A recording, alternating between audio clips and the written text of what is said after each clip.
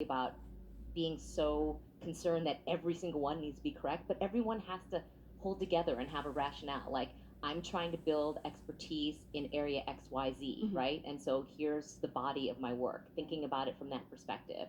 And they kind of they help one another, and it's also they're going to help you get the next deal. So make sure it's also a great team, but also an area where you feel like you have a unique perspective and you can build expertise, whether that's in cybersecurity because you have a PhD, which very few people do, by the way. She is a real badass. Or in consumer, or in fintech, or SaaS, whatever it is. Right. Well, that's great advice. So, Anne, speaking of your areas of expertise, you are on the board of Lyft, and as such, I know that we can't really talk specifically about Lyft. But I did want to ask you what your thoughts were about the California law that passed recently, Yeah. AB5, which classifies or reclassifies, I should say, many independent contractors as full-time employees. Sure. And I can't speak on behalf of Lyft. This is my own personal opinion. What I'm seeing is the companies that are involved with this legislation, they are trying to find the right solution, and whether what it looks like within legal standards, working with Gavin Newsom to try to come up with what is the right answer here. And I think we'll see continued evolution over the next 6, 12, 18 months. On the investor side of things, though, I do think that there's incredible opportunity in the fact that people think about work very differently now. And I've been talking a lot with my team as well as founders out there about the concept that there's a new social contract between employees and people who are working and their relationship with work.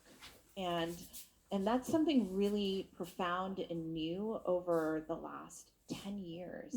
And I don't think that we have a world right now that really reflects that. And so we need to figure out solutions for everyone, whether you're a tech worker or not, on how do you now create a new social contract between the person who's working and how they're working. Right. Well, certainly it's not clear. I mean, I think that even a lot of independent contractors are sort of confused about whether or not to sort of feel good or bad about this particular law. But in terms of investments, I guess, how does it impact? So, are you talking about? Would it impact whether you fund more on-demand companies? Do you think that this sort of could hamper their chances, or what are there some so early stage? I think we're well beyond entrepreneurs coming in saying we are the Lyft of or Uber of so and so, right? That was probably 4 or 5 years ago, to be honest. Right now, the types of companies that I'm seeing are really around how do we create new environments for the solopreneur. So, as an example, one of the theses that we're working on is we call it the Iron Man suit for the solopreneur. And so, if you think about workers who are on these service marketplaces, for the most part, you have to, as a consumer, have a very standardized service delivered to you. If you're ordering groceries on Instacart, you want the groceries that you ordered to come to you at a certain particular time. And it's not about a relationship with a person. On the other hand, we've invested in a company called Dumpling, which now creates an app for a person who wants to be a grocery shopper and provides them with working capital so that they're able to actually shop and not just put it on their own personal card, but they actually are able to develop a clientele of 10, 20 people. And those people will have a very similar experience to Instacart, except now they have a personal relationship with this person. Maybe that person gets a key to your house and is a sous chef for you. Maybe they also figure out that you need a couple of additional items and they bring those things proactively for you.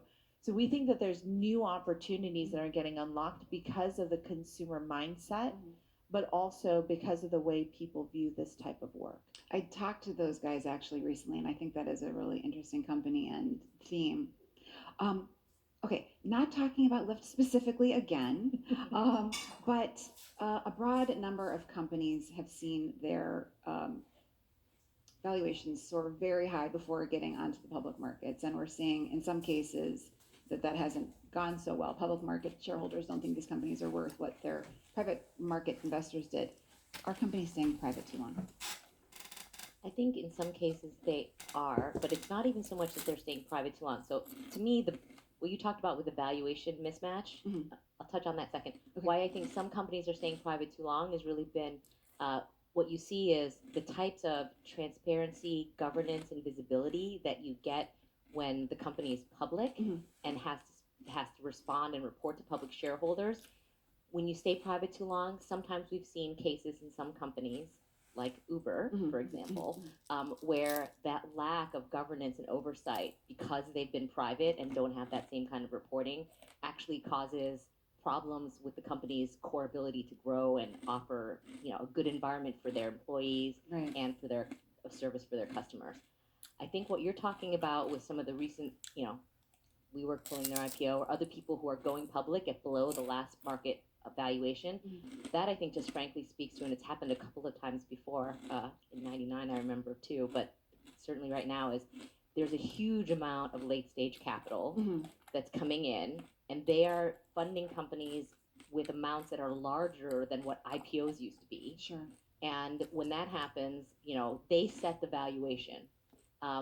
It's not the public market that's setting it. It's usually one large mega fund Right. at the late stage. And sometimes they're right, and the companies go public up above that last private round, and sometimes they're wrong. And that's what you see when the companies have to go public at less than the last round valuation. Right. And there have been quite a few of those. So I think that's really what's driving it. It's not even just about the time that they stay private, but it's the amount of late stage capital that sometimes is causing, used to be you would talk about a 25 to 40% private market discount Mhm. to public, Mhm. and now in some cases you're seeing the reverse, right? But I guess why? But the founders are still choosing to take that last round rather than to go public. So, um, I guess, are you trying to advise? I mean, you're both earlier stage investors, but are you trying to sort of counsel them to maybe not do that? Well, so I'll just start and hand over to Anne. But yes, we are earlier stage, but I mean, both of us have been with companies that have kind of gone through to IPO and beyond, right? So we're still on the board at the table when those decisions are being made. Whether it's the last private round or the Series B, my counsel to the companies is the same: is you should raise money that you can at an amount where you can see how that money is going to either help you get to your goals faster or increase your chances of getting to that goals. And that's how you think about the amount. And then as to the valuation, obviously, you want to get kind of a fair valuation, but you want to think about, okay, I'm going to need to raise money usually every 12 to 18 months as a private company. Will you be able to raise your next round, if that's an IPO or Series C, at a higher valuation? Will I be able to show enough progress in the next 12 months to whatever the post money is on this round? The next round, the pre money's got to be higher than that, Right. because you want to build that steady value. Frankly, most importantly for your employees, it impacts them the most. Right. Yeah, I mean, I think about, I teach this class at Stanford. We call it intelligent growth because we do believe that there is non-intelligent growth out there.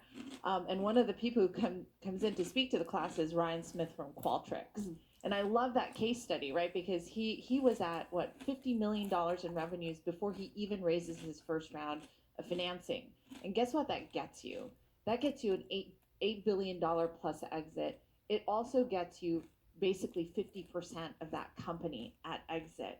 And founders don't think about that, right? When you're indulging yourself in what we like to call the foie gras rounds, and you're stuffing that duck so that you can get this gigantic liver and someone else can eat it, like, what's the point of that? That's not for you. That's spoiling your own company. It's ruining things for your employees. Like, we like to think about how to make the best for the early stage businesses. What's the groundwork to do that? And so I take a lot of responsibility for the early stage businesses and the foundational elements that we think about that allows for these companies to then grow and have the right amount of capital for the right time. I think the massive influx of capital at the later stages has created problems. So speaking about the foie gras round, SoftBank has been involved in some of these deals. Sometimes that last investment that's being decided on valuation that's being decided is being done by SoftBank.